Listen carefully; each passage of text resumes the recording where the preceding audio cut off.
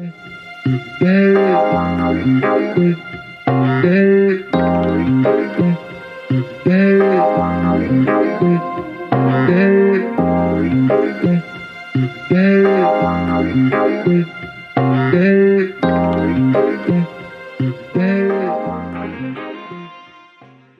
hello everyone, my name is Ninon Junca, and today we are going to dive into the knowledge adventure with the RESET project, which I represent on the behalf of the University of Bordeaux. RESET stands for Redesigning Equality and Scientific Excellence Together, and we are going to discover whether this redefinition of scientific and research excellence is possible in reality of the European academic world. So together with our guest, in this edition of the RESET podcast, we are going to reflect on a more inclusive definition of this concept and its implications for women and minorities. So our guest today is a French philosopher, Ms. Fabienne Brugère. So she's one of the few women at the head of a grouping of universities. And I would like to ask Fabienne to please introduce yourself and give maybe some insights of your professional career and research interests. Yes, my name is Fabienne Brugère. I'm a professor of philosophy at Paris-VIII University, and I was president during 4 years from a grouping university which is called Université Paris-VIII, and which is a very particular one because it's a grouping from human and social sciences, and of course the CNRS too, which is the research agency in France, and some members which are international and famous museums as Centre Pompidou, Musée Jacques Chirac, Musée du Louvre, and so on. So it's a project which is very concentrated around research and the connection between science and society too. Of course, I am a professor, a researcher too, and my main topics are, from one part, aesthetics and the question of enlightenment and modernity, and from another part, ethics and politics of care. So the question of gender in the matters of care practices, and of a feminist theory too. And what could I add? That's all. Thank you very much for your presentation.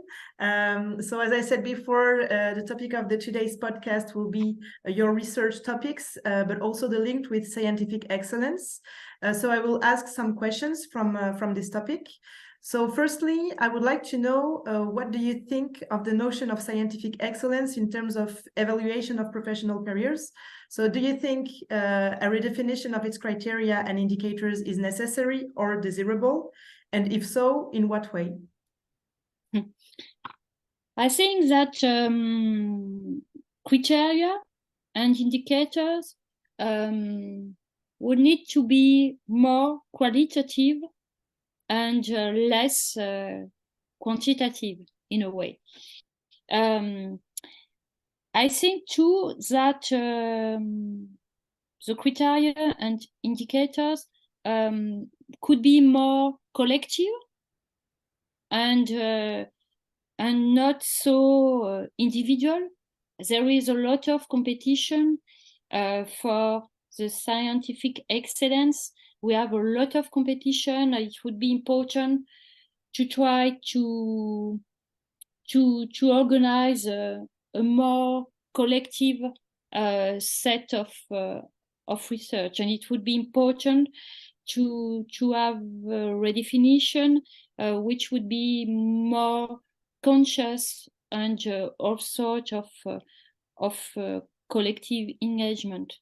And I think that more fall in what are really sciences like physics, mathematics, and so on, it would be important to introduce a gender criteria and indicator, because actually in France there is a problem for the access of women in the field of a lot of sciences.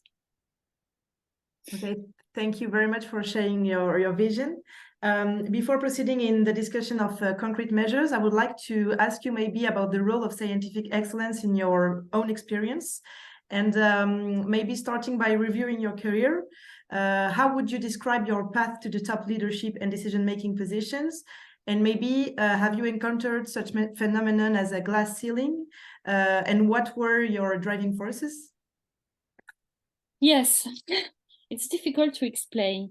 You know, it's always more difficult for women to get a high position. It's more difficult because of material conditions, because very often women have children and they take care more than men of their children, and we saw it very specifically at the moment of the pandemic, and we know that that female academics had more to suffer from the pandemic than male academics. We have inquiries about that fact. So it's really more difficult for women. It's more difficult too because, in a way, to get a high position and the sort of position as president of a university, people think or people feel it's not natural for women, you know, natural. It's not natural. So you have to be naturalized in a way. And it's always very, very difficult to get there at the beginning, because really there is no place for you. So as a president, I was elected, but during the campaign, it was really difficult, and I know why. It was really because I am a woman. It was really because I am a feminist, a woman and a feminist. It means two sorts of handicaps in a way. So yes, it's really a question of what a society imagine a position of power has to be, and it's not, as usual, a place for women. Yeah, thank you for this very interesting insight. And maybe to complete this vision, I would like to open the discussion on the subject of scientific excellence in this environment that you know well, so the university environment. So as you know, in France, in the recent years, the university landscape has been changing. So there are multiple issues, among them the increase in the number of students, the decline in the social and psychological situation of students, the bureaucracy procedures, selection criteria, changes also due to the new public management competition for research funding. So many challenges. How do you think can we support the redefinition of criteria for scientific excellence in such tough conditions? And maybe can inclusion, equality, diversity be pillars for more excellent scientific environments? I would have a lot of to say about that, but I think that there is a very important point after the pandemic, that is the question of the social and psychological situation of students. It's really a difficult point in France, and it would be important to get criteria about inclusion and about the condition of students as social and psychological actors. From a second point of view, I would say, because I am a philosopher, so my field is the field of human and social sciences. And it would be important to have a redefinition of criteria for scientific evaluation in the direction of human and social sciences, because all sorts of evaluation, all sorts of criteria are really made for a specific sort of sciences, like physics, like biology, like medicine, like mathematics, like economics, a sort of economics, and so on.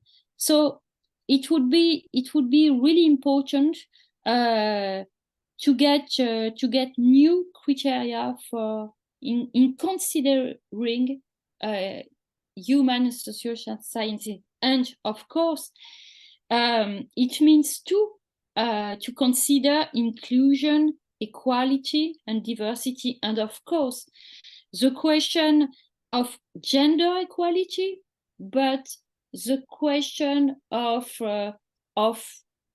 poverty for students too, and the question of different sort of ethnical origins and so on. We have to consider each sort of handicap, considering students. Thank you. And I see that maybe you agree with the intersectional vision of the Reset project. And maybe we can also find links with your the concept that you explore in your works, that are the concepts of care and solicitude. So could you briefly explain these concepts to our listeners, and maybe say whether, in your opinion, they are applicable to universities, because universities are also gendered institutions? First of all, I'm going to say something which is very provocative. We would need politics of softness in the universities.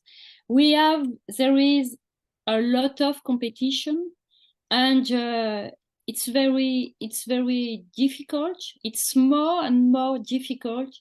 And when I say we would need politics of softness, I mean we would need a best consideration for each individual, and the possibility to sustain each individual.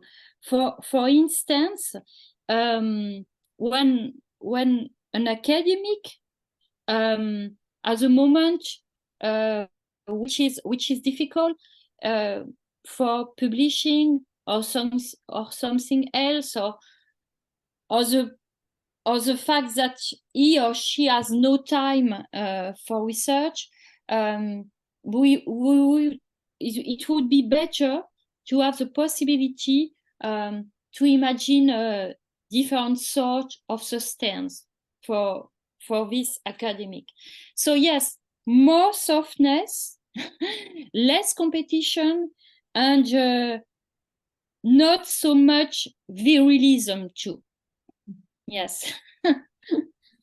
Yes, thank you. And is it linked with the notion that you present in the recent article published in the French review Esprit, in which you talk about the dreams for the future of the university using the notion of unconditional universities? So could you explain maybe to our listeners this notion, and say whether it is somehow related to the inclusive notion of scientific excellence? I think that French universities are in a very difficult moment, because all presidents are really, I don't know the word in English, la tête dans le guidon. how can I say that? Very busy and focused on maybe. Yes, each president is very focused on problems which are very concrete, and they need money too. They need funds. They are really stressed in a way, and I think that nobody in the universities occupy a place which would be important to occupy, which is a place of vision. For each university, I'm going to dream. we would need a sort of commission, which would be a commission for discussing, for elaborating a vision of the university. In a way, it is unconditional because it's a sort of dream, but it's at the same time very conditional because it would be the possibility to elaborate a vision for one university with conditions. So in my paper, when I say we have to consider a vision and it's unconditional, I mean that this character of unconditionality has always to do with conditions. It's not only a dream, it's a dream which is projected in a university. But we need time for having a vision. We need money, we need time, we need people who have imagination. We need to consider that imagination is important today, more than only management and so on. We cannot have only management. We need a vision. Okay, thank you very much. And maybe one last question, because we will need to conclude our podcast, is about the recent award of Claudia Goldin with the Economics Nobel Prize, for having advanced our understanding of women's labor market outcomes. So she uncovered key drivers of gender differences in the labor market. In your opinion, what this award means for the importance of gender issues in scientific excellence? So it's really an important recognition that gender is really important for all sorts of work. And the question is, what sort of work do women produce? They produce work as men in a sort of production, but they produce another sort of work which is not recognized as a work in the domestic sphere, in the field of caring about or taking care of. So the question of work is very important, and what is very important today with Claudia Goldin and other thinkers in the world is all the extension of the category of work and the idea that women work free. They work and they have not money for their work, and it has to change, of course, really. Okay, so thank you very much for this fruitful and enriching exchange. I think that your professional career and achievements speak for themselves, but we are very happy that you shared with us and with our listeners your vision of scientific excellence, its criteria and skills necessary to achieve them. I would also like to thank our listeners for joining us on our Reset podcast. If you enjoyed this episode, do not forget to subscribe to our YouTube channel and to follow us on social media. Stay tuned for future episodes with other inspiring guests.